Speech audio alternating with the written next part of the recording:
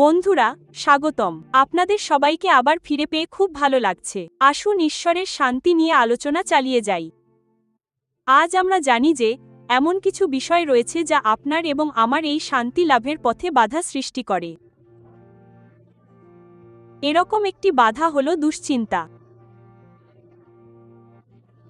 আসুন মথি 6 অধ্যায়ের 25 পদ থেকে একটি অংশ পড়ি। আমি কয়েকটি পদ পড়ব এবং হয়তো মাঝখানে কয়েকটি পদ নেব এবং আমরা তা নিয়ে কথা বলবো। অতএব আমি তোমাদের বলছি, তোমরা জীবনের বিষয় কি খাবে বা কি পান করবে তা নিয়ে, কিংবা তোমাদের শরীরের বিষয়ে কি পরবে তা নিয়ে চিন্তা করো না। খাদ্য কি জীবনের চেয়ে আর শরীর কি পোশাকের চেয়ে বড় নয়? 26 পদ, আকাশের পাখিদের দিকে তাকাও, তারা বনে না, কাটে না, গোলাতেও জমা করে না, তবুও তোমাদের স্বর্গীয় পিতা তাদের খাওয়ান। তোমরা কি তাদের চেয়েও মূল্যবান নও? উদ্ধৃতি চিহ্ন। এবং 27 পদ থেকে আমরা সলোমন ও লিলি ফুলের মধ্যে তুলনা দেখি, আর যিশু মানুষকে জানাচ্ছেন যে ঈশ্বর লিলি ফুলগুলোকেও সুন্দরভাবে সাজান। এই সবকিছু বলার মাধ্যমে ঈশ্বর আমাদের যা বুঝতে সাহায্য করছেন তা হল, তিনিই আমাদের চূড়ান্ত যোগানদাতা। হ্যাঁ, আমাদের বর্তমান ও ভবিষ্যৎ নিয়ে উদ্বেগ আছে, কিন্তু যখন আমরা প্রভুর উপর বিশ্বাস রাখি, তখন আমরা এই নিশ্চিন্তে বিশ্রাম নিতে পারি যে ঈশ্বর আমাদের সব প্রয়োজন মেটাবেন। এখন, যদি ঈশ্বরের প্রতি, তার প্রতিজ্ঞা ও তার বাক্যের ওপর আমাদের বিশ্বাসের অভাব থাকে, তবে আমরা দুশ্চিন্তা করার প্রবণতা বোধ করতে পারি। দুশ্চিন্তা হল নেতিবাচক চিন্তায় ডুবে থাকা।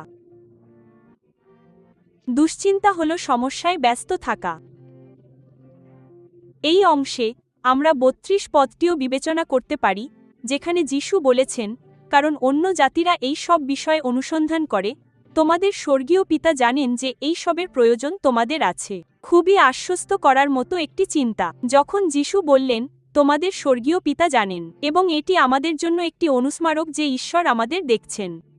ঈশ্বর জানেন আমাদের কি প্রয়োজন, তিনি আমাদের যত্ন নেন এবং তিনি আমাদের দেখাশোনা করবেন।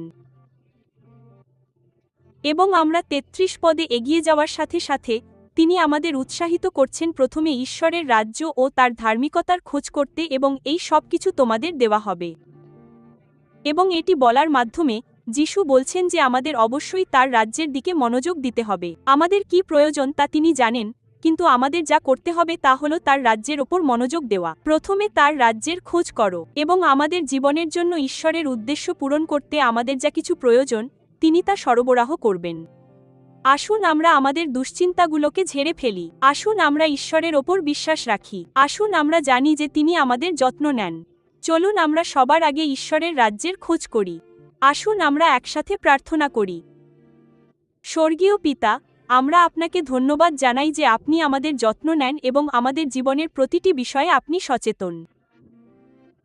আজ আমরা প্রার্থনা করি যেন সমস্ত উদ্বেগ এবং দুশ্চিন্তা আমাদের হৃদয় থেকে উপড়ে ফেলা হয় এবং প্রভু, এমনকি আমরা আপনার উপর নির্ভর করে আপনার ঈশ্বরের শান্তিতে চলতে পারি। আমাদের জন্য এই কাজ করার জন্য আমরা আপনাকে ধন্যবাদ জানাই। যিশুর নামে আমরা প্রার্থনা করি, আমেন। লিভিং সুপারন্যাচারালিতে আমাদের সাথে যুক্ত হওয়ার জন্য আপনাকে ধন্যবাদ। আপনার আধ্যাত্মিক পথ চলাকে শক্তিশালী করার জন্য আরও তথ্যের জন্য অনুগ্রহ করে abcwo.org ভিজিট করুন।